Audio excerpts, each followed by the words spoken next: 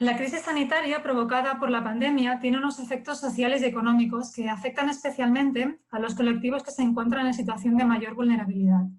La pérdida de puestos de trabajo y de ingresos agudizan la situación de pobreza y de acceso a la vivienda y a los servicios básicos.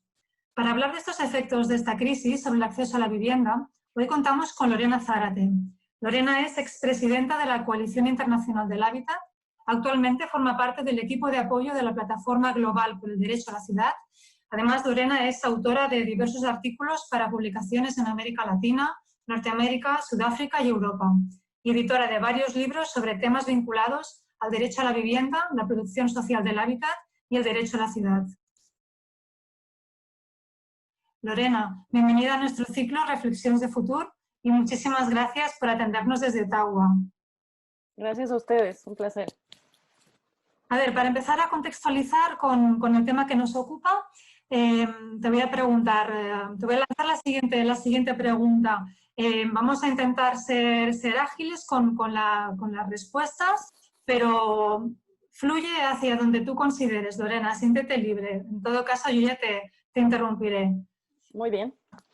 ¿Cuál es la situación en relación al acceso a la vivienda entre los colectivos más vulnerables que ha generado la crisis del coronavirus? Esta es una pregunta muy importante porque en términos generales creo que la crisis del coronavirus es un enorme llamado de atención, ¿no? Y una especie de lupa implacable a la realidad más difícil, más crítica de nuestras sociedades en todo el mundo. Sabemos que las condiciones de la cuarentena no son iguales, ¿no? Para todas y todos. ¿Quién puede quedarse en casa y quién no? ¿Quién accede a la salud y quién no? ¿En qué condiciones? Y impactos diferenciados en general en las condiciones de vida, ¿no? En este sentido, por supuesto, y cualquiera sea la dimensión que estemos analizando, tenemos que cruzar esta situación y estos impactos con cuestiones de género, impactos diferenciados por cuestiones de género, de edad, de raza y de clase en nuestras distintas sociedades, ¿no? Sabemos, por ejemplo, que las personas adultas mayores son de los colectivos más afectados, ¿no? Por este virus, por esta pandemia, pero también sabemos, por ejemplo, con datos de Estados Unidos o del Reino Unido, que la población afrodescendiente está sobre representada en las personas afectadas, ¿no? Y por supuesto el impacto específico y tremendo sobre las y los trabajadores en los servicios esenciales, ¿no? Que tienen que continuar yendo a trabajar y esto por supuesto genera mayor riesgo, ¿no? Entonces tenemos una pandemia que por un lado ha puesto en el centro de las estrategias para contener su expansión al acceso a la vivienda y a los servicios básicos, ¿no? Entonces este es un tema crítico, ¿no? Para poder parar el contagio necesitamos quedarnos en casa. Y necesitamos lavarnos las manos y higienizar más los lugares, ¿no? Las superficies que tocamos, etc. Ahora, esto entonces profundiza, visibiliza y profundiza las desigualdades que ya teníamos y sobre todo en el acceso a vivienda y a servicios básicos, ¿no? Y entonces lo que hace es, funciona como una especie de caja de resonancia tremenda para algo que desde muchas organizaciones y colectivos veníamos ya denunciando desde hace mucho tiempo, que tenemos en el mundo, y esto es en el mundo global, tanto en el norte como en el sur, una crisis de vivienda, ¿no? Y una crisis de vivienda entendida como una crisis de derechos humanos.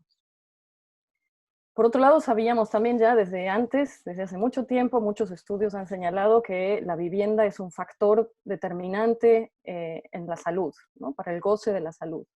Es decir, que la falta de acceso a una vivienda adecuada, y esto incluye servicios, genera serias dificultades, ¿no? Serias repercusiones, tanto materiales como simbólicas, físicas e emocionales en la vida de las personas. Entonces, por citar simplemente un dato muy dramático, se sabe en distintos lugares que la población sin hogar tiene en promedio esperanza de vida varias décadas menos que la media de la población, en algunos casos incluso la mitad. Entonces, estamos hablando de que si hay medias de población de más de 80 años, en muchos lugares la media de población entre la población sin hogar es de 40, o un poco más de 40 años. Lo cual es tremendo, ¿no? La falta de vivienda mata a las personas, podríamos decirlo así, y esta crisis lo pone de manifiesto, ¿no? Sabemos también por distintos datos globales que hay en el mundo cerca de 2.000 millones de personas sin acceso a una vivienda adecuada y más de 2.000 millones de personas sin acceso a agua potable y saneamiento. Entonces tenemos cerca de un tercio de la población, entre un cuarto y un tercio de la población que está en condiciones muy desfavorables para hacer frente a esta pandemia, ¿no? Además de otros factores de desigualdad y de condiciones precarias de vida que ya tenían. Entonces se suma la pandemia a esas condiciones. A pesar de que no hay datos globales, ¿no? Son datos parciales por ahora y no siempre comparativos en términos de los casos y la afectación y dónde está la gente afectada, quiénes son esos colectivos, sí sabemos varias cosas, ¿no? Y sabemos que entre los colectivos más afectados tenemos la población sin hogar, por supuesto, y esto incluye niñas, niños y adolescentes, un número muy importante de niñas, niños y adolescentes. Y por cierto, es una población que en general en el mundo ha crecido, tanto en el norte como en el sur, exponencialmente a partir de la última crisis del 2008, ¿no? La crisis que fue una crisis de vivienda también, y fue una crisis económica y financiera brutal. Entonces estamos hablando de un gran número de personas viviendo en estas condiciones. Tenemos también colectivos migrantes y refugiados, ¿no? Viviendo en condiciones muy precarias, también como población sin hogar o en asentamientos muy precarios y o en refugios o en campamentos, con situaciones también de hacinamiento y de falta de acceso a los servicios básicos. Por otro lado, tenemos la realidad que es la realidad de la mayoría de los habitantes del sur global en los asentamientos populares o los asentamientos precarios, muchas veces llamados informales, ¿no? O marginales. Esto sabemos que es la realidad de entre un 30% y un 70%, incluso en algunos lugares más, de las ciudades del sur global. Esto supone más de 1.500, 1.600 millones de personas en condiciones que ya eran muy difíciles y que ahora, por supuesto, están terriblemente empeoradas. O sea, por ejemplo, la situación en la conocida Villa 31, en la ciudad de Buenos Aires, en el centro de la ciudad de Buenos Aires, rodeada de edificios altos y bancos y marinas y etcétera. Esa villa que lleva ahí muchas décadas estuvo en el inicio de la crisis más de 2 semanas sin agua, por ejemplo, sin acceso a agua potable. Y por supuesto es uno de los focos de infección más serios dentro de la ciudad de Buenos Aires, ¿no? Y otra vez, personas de estos asentamientos sobre representadas en la cantidad de casos y afectados y en la cantidad de muertes, lamentablemente, ¿no? Lorena, y sobre esta situación que me estás planteando, ¿qué medidas crees que se están tomando ya o qué medidas crees que se deberían tomar? Aunque es muy difícil hablar desde la globalidad. Sí, entonces, bueno, tenemos una serie de afectaciones vinculadas también, ¿no? Sabemos que el tema de la falta de acceso a la vivienda y o las medidas de quedarse en casa suponen también un desafío enorme para la población que vive al día, ¿no? Y que depende de ingresos diarios. Y esto varía, en el promedio global, ha dicho la Organización Internacional del Trabajo, es alrededor del 40%. A nivel global, pero esto en muchas ciudades es del 60% o más, ¿no? Entonces aquí la vinculación entre vivienda, acceso a vivienda adecuada, acceso a ingresos, ¿no? y alimentación se vuelven cuestiones críticas. Creemos que es fundamental que las medidas que se tomen para atender la emergencia avancen también en transformaciones de mediano y largo plazo para reducir estas desigualdades y al mismo tiempo para cuidar el planeta, ¿no? Porque estábamos ya antes de que llegara el COVID-19 en una crisis vinculada al cambio climático, ¿no? Entonces, nuestras soluciones tienen que tener en cuenta estas dimensiones. Y en función de las diversas situaciones y realidades, creemos que hay que tener en cuenta al menos 3 conjuntos específicos de medidas, o 3 conjuntos de medidas teniendo en cuenta situaciones diferenciadas. Por un lado, medidas para atender a los colectivos más vulnerables, como decíamos, y sin vivienda, ¿no? Entonces, alojamientos de emergencia que se construyen, puede ser también reconversión de infraestructuras o viviendas existentes, por ejemplo, el caso de hoteles o el caso de viviendas vacías. Y esto es importante, por supuesto, está ayudando a atender la emergencia, pero entendemos que esto es fundamental que se transforme en soluciones más permanentes, ¿no? O sea, por ejemplo, no puede ser que ahora estemos atendiendo a población sin hogar, pero con acceso a habitaciones de hotel, por ejemplo, y ciertos servicios de salud, y cuando termine la crisis decidamos que se decidan las políticas que la gente vuelve a la calle, ¿no? Esto, por supuesto, no puede ser. El segundo bloque son medidas para mejorar las viviendas y las condiciones de hábitat precarios que decíamos, que afectan a un gran porcentaje de la población global. Y esto para nosotros, sobre todo a partir de procesos de lo que llamamos la producción y la gestión social del hábitat, ¿no? Que tanto HIC como otras redes han venido impulsando desde hace muchas décadas, que supone la participación de las comunidades en las soluciones, ¿no? Esto es central. Y vincular las soluciones de vivienda a temas de la economía popular, decíamos, y apoyo a iniciativas para garantizar la seguridad alimentaria, ¿no? Que se vuelve absolutamente crítico. Y el tercer conjunto son medidas para evitar que quienes tienen vivienda la pierdan.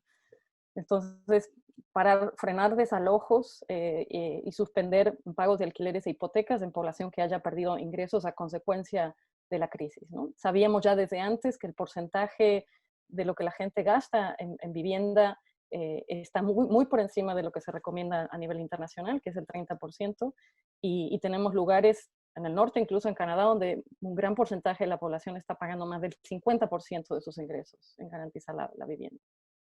Entonces aquí las medidas tienen que ser más fuertes y esto supone regular el mercado de vivienda en particular y en general regular el rol del sector financiero y bancario. Y básicamente decir que necesitamos una economía para la vida y que apoye la vida y no una economía para la especulación y el despojo, ¿no? No podemos tener viviendas vacías y al mismo tiempo población viviendo en la calle, ¿no? Entonces, esto supone también vincular las políticas de vivienda y hábitat a las políticas en general. Y eso quiere decir que necesitamos una visión más integral y más territorial de todos los programas y de todos los presupuestos públicos, ¿no? Las políticas de vivienda y hábitat solas no van a resolver estas desigualdades y necesidades tan grandes que tenemos. Y por último, decir que no podemos repetir la respuesta a la crisis del 2008, ¿no? Esas respuestas en general acentuaron la precariedad y la desigualdad. Se rescató a los bancos y al sector financiero en lugar de a las personas y se implementaron políticas de austeridad, de privatización y de recortes de servicios básicos, ¿no? Lo cual generó muchísimo sufrimiento y problemas sociales agravados de todo tipo, ¿no? Y Lorena, y dentro de esta situación, ¿cuál crees que es y cuál crees que debería ser el papel del tercer sector social? Yo creo que no es exagerado decir que en este contexto el rol del sector social o del tercer sector se vuelve más crítico que nunca, ¿no? Sabemos, por un lado, que es un sector que siempre ha puesto al centro a las personas y una ética de los cuidados. Y creemos que ese justamente es el cambio de paradigma que esta crisis nos está diciendo a gritos que necesitamos con urgencia, ¿no? Las personas y los cuidados al centro. Entonces, esto es una lógica que no necesariamente tienen el sector público y el sector privado, ¿no? Cuando es el rédito político o las ganancias lo que está por encima de estas otras prioridades, ¿no? Por otro lado, hay un conocimiento muy extensivo de las realidades concretas de los colectivos en situación de mayor vulnerabilidad, ¿no? Que tiene el sector social y una larguísima trayectoria de proyectos, de medidas, no solamente específicos, sino propuestas de política pública. Y aquí insisto, política pública, no solamente políticas de gobierno, ¿no? Entonces, políticas de largo plazo, integrales y con enfoque de derechos humanos. Y esto es absolutamente crítico en este contexto. Y también es un sector que, por definición, está acostumbrado a trabajar en red y a colaborar. Y estas son parte de las lecciones también muy críticas que la pandemia nos recuerda, ¿no? Nadie está en condiciones, ningún sector, ningún actor está en condiciones de hacer frente a una pandemia global que afecta casi al mismo tiempo a toda la población mundial. Y por lo tanto es fundamental la colaboración y el trabajo en red, ¿no? Entonces hay medidas que se están haciendo ya en muchísimas ciudades. Y por cierto decir que según la Organización de las Naciones Unidas, ONU Habitat, el 95% de los casos del COVID-19 están en áreas urbanas. Esto significa alrededor de 1.500 ciudades en 200 países. Y sabemos que en muchos contextos han sido los gobiernos locales y provinciales quienes han actuado más rápido y mejor que los gobiernos nacionales, y esto también porque casi siempre lo han hecho en articulación más estrecha con las organizaciones sociales, ¿no? Y las asociaciones. Entonces, ¿qué medidas que ya se están haciendo en ese sentido tienen que ver, por supuesto, con atención a la salud, reparto de alimentos a colectivos más vulnerables, incluyendo a la población sin hogar y a los habitantes de los barrios precarios. Mediación para evitar desalojos, es un tema crítico porque aún donde muchos gobiernos han propuesto medidas para suspender desalojos y congelar pago de alquileres, se están dando aumento de alquileres y desalojos todavía, y entonces hay el rol del sector social en evitar esos desalojos, en proveer servicios de mediación para garantizar que la gente pueda quedarse en casa. Y a la vez proveer medidas de emergencia, ¿no? En muchas condiciones. Prevención y atención también de las víctimas de violencia doméstica, y este es un tema crítico porque los datos son tremendos a nivel global, dicen que en casi todos lados la violencia doméstica de género y hacia niñas y niños y adultos mayores ha aumentado 2 o 3 veces en esta pandemia, ¿no?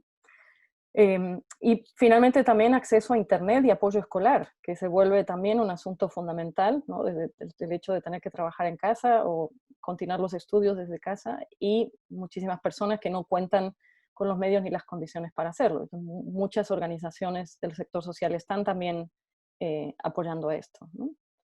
Finalmente, para terminar, decir que creemos que estas medidas son muy importantes, ¿no? Y van a atender la emergencia, y por supuesto hay que atender la emergencia, pero también creemos que es fundamental avanzar, ir más allá y avanzar en propuestas de transformaciones más estructurales, ¿no? De mediano y largo plazo. Y aquí enfocarme en 5 puntos, y son casi palabras claves que creo que deberíamos profundizar, ¿no? La primera es la desmercantilización del acceso a la vivienda, los servicios y los equipamientos. Esto quiere decir, debemos tratarlos como derechos fundamentales, derechos básicos para todas y todos, y no como privilegios a los que pueden acceder solo quienes pueden pagar. El segundo es promover la función social de la tierra y de la propiedad. Y esto quiere decir, tenemos que evitar acaparamiento, especulación y desuso de viviendas e infraestructuras. El tercero, fortalecer la economía social y solidaria, y esto se vuelve urgente con marcos legales y financieros que reconozcan y apoyen sus propias características. No es un sector cualquiera de la economía, no es el sector que trabaja con fines de lucro, y por lo tanto requiere apoyos específicos, y es el sector que sostiene más del 60% de la economía global. Replantear, en cuarto lugar, las relaciones campo-ciudad, también en términos más justos y equilibrados, ¿no? Y garantizando circuitos de producción y de consumo mucho más responsables y sostenibles. Y esto también se vuelve crítico en la pandemia, ¿no? Cuando vemos que el acceso a alimentos, por ejemplo, y a otros bienes básicos, ¿no? De protección de la salud, etcétera, se vuelve crítico y muy difícil en contextos de aislamiento y de cierre de fronteras y demás, ¿no? Entonces, llamado de atención respecto a la ciudad-región y cómo nos volvemos más autosostenibles en eso. Y finalmente, avanzar marcos serios de cogestión y corresponsabilidad entre los sectores público y social o público y comunitario, ¿no? Que fortalezcan los tejidos sociales y esto es importantísimo, profundicen en la democracia, ¿no? y en la toma de decisiones colectiva, y no al revés, ¿no? Y estos son principios que ya están definidos y desarrollados en lo que venimos trabajando del derecho a la ciudad, y lo que en muchas ciudades se avanza también como nuevo municipalismo, y muchos de estos principios y recomendaciones están ya incluidas y son compromisos de los gobiernos nacionales dentro de la nueva agenda urbana suscrita a fines del 2016. Entonces hay una carta de navegación, hay una hoja de ruta, y creemos que es en ese sentido que debemos avanzar. Muchas gracias, Lorena, por tus reflexiones y por compartir tu visión internacional de la dificultad de acceder a una vivienda digna y a los servicios básicos en esta crisis. La verdad es que en estos momentos escuchar tu visión global es muy inspiradora y nos carga de argumentos para seguir trabajando en red dentro del sector social en pro de los derechos humanos. Al final, esto es lo más importante, seguir trabajando unidos para, como tú bien dices, cambiar esa situación y cambiar el planeta. Muchísimas gracias, Lorena. seguiremos reflexionando juntos. Hasta pronto. Gracias a ustedes. Un abrazo, saludos. Un abrazo.